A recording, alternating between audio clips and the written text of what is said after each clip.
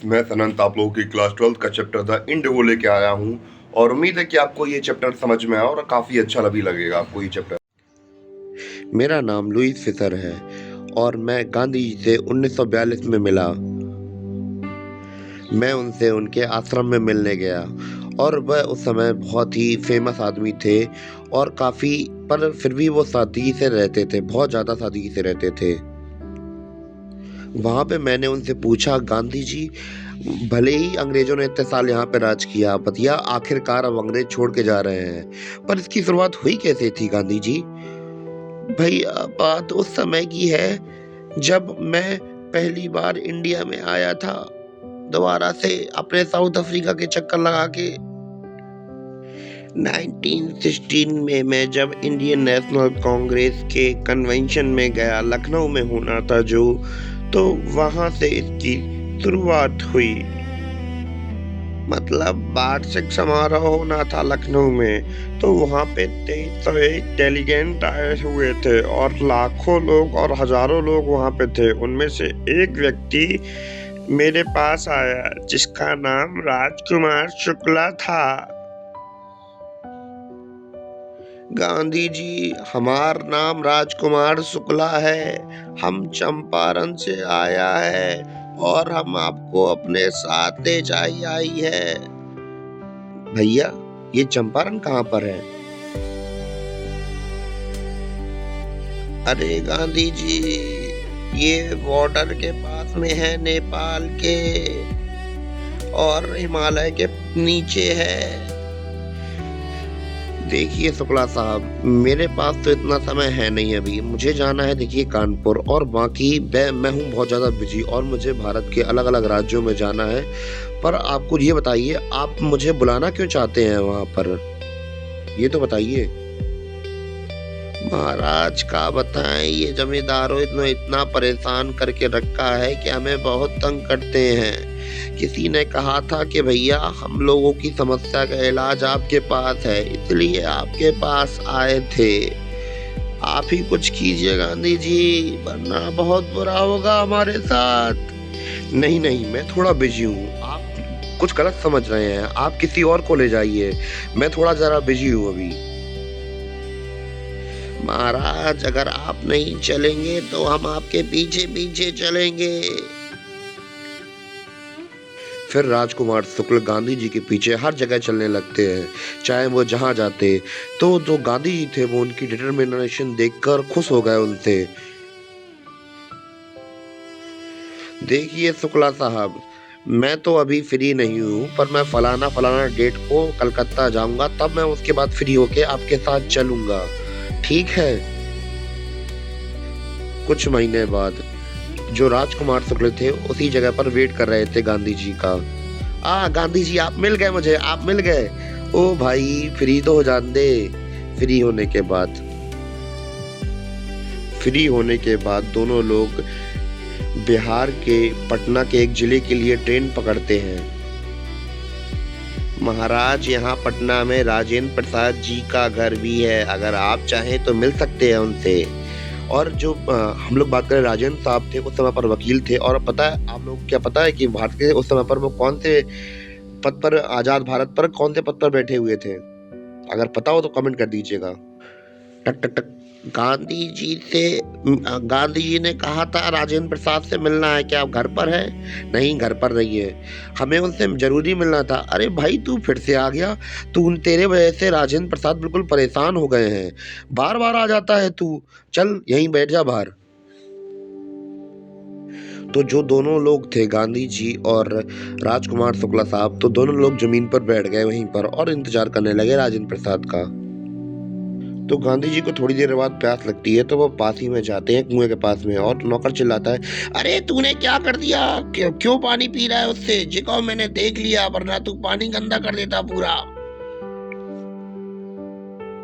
अगर गलती से भी तेरी पी हुई एक बूंद इसमें गिर जाती तो पूरा पानी बर्बाद हो जाता।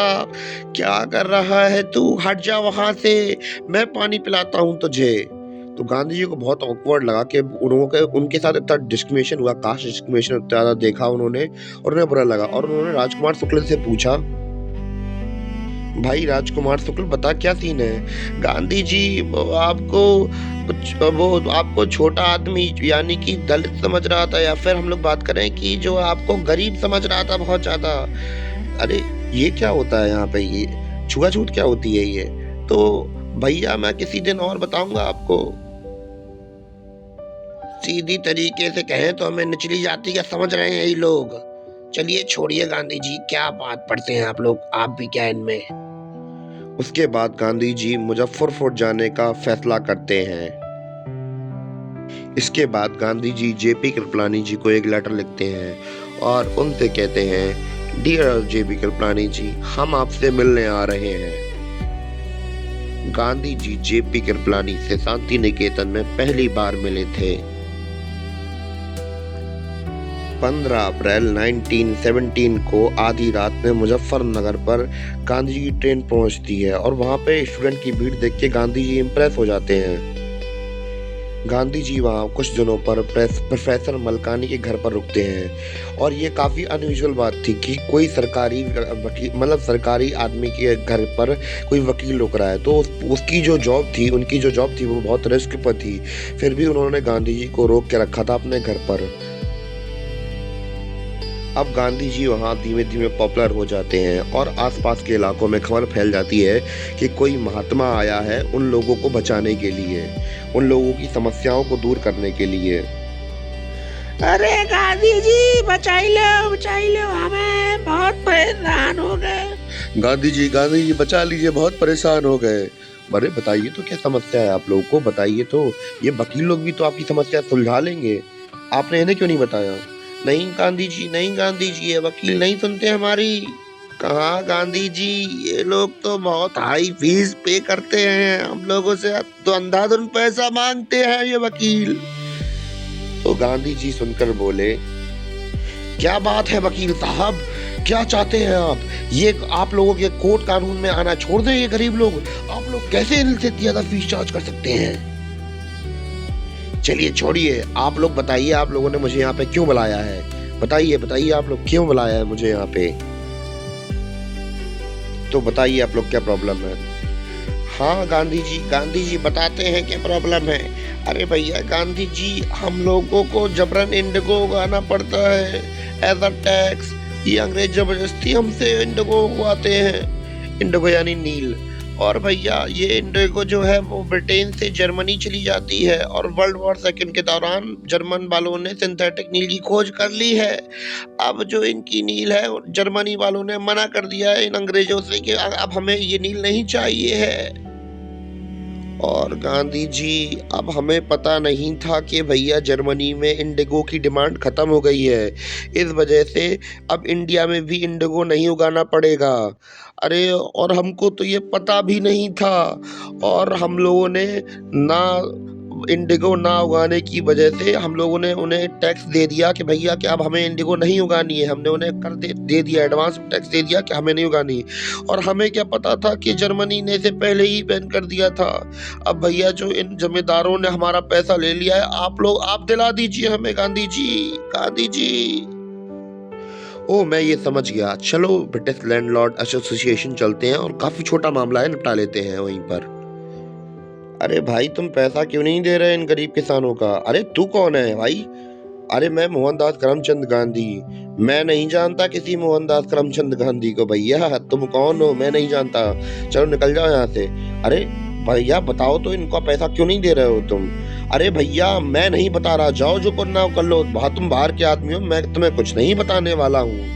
अरे बाहर का मैं नहीं, तुम हो बाहर के आदमी, मुझे सारी इन्फॉर्मेशन चाहिए, क्यों पैसा नहीं मिला इन्हें। मैं कमिश्नर से तुम्हारी कंप्लेन कर दूंगा अगर तुमने मुझे जवाब नहीं दिए तो।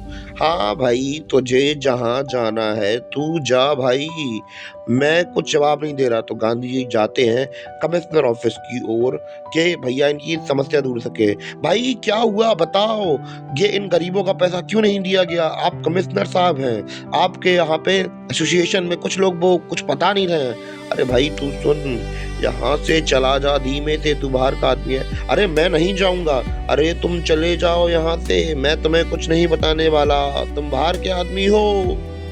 भाई तू एक काम कर, यहाँ से निकल जा, मैं नहीं जाऊंगा। तू जल्दी से इस राज्य से निकल जा वरना बहुत पिटेगा, बहुत छोड़ूंगा नहीं मैं तुझे, ध्यान रखना, बहुत बुरा होगा तेरे साथ। अब मैं तो नहीं जा रहा छोड़ के, तुझे जाना पड़ेगा, तुझे जरूर जाना। मैं तो अब नहीं जाऊंगा, अब मैं यहीं पर रुककर इनकी प्रॉब्लम सॉल्व करूंगा। अब देखना तुम क्या होता है तुम लोगों के साथ। अब गांधी जी और भैया कमिश्नर साहब की गुत्थम गुत्ती हो जाती है।